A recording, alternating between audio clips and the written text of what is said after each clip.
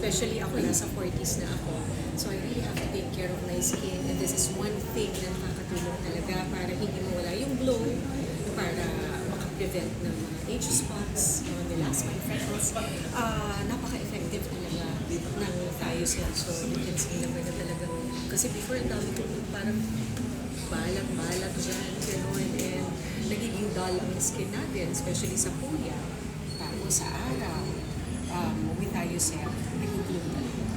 Anong daily routine mo when it comes to taking care of your skin, your body? Kasi you're in your 40s ka, walang lines, Turning 47 na.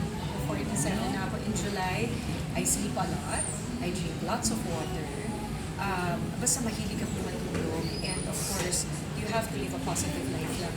Iwas ako sa mga negativity, especially now that I'm turning 47. Siyempre, minsan meron tayong mga nag-anxiety tayo.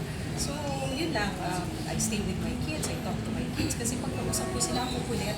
Ang saya lang. And we love dogs. So, therapeutic din sa amin ang dog. So, yun lang. And work out. Of course, I work out. Especially yung na-offer sa akin din yung bench.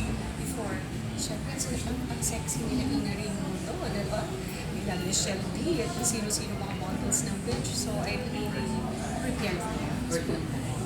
totally super workout? Workout! I work out 3 to 4 times a week. Yes, 3 to 4 times a week. And now, I hired a personal trainer kasi gusto ko naman sunshine version 2.0, 2.0.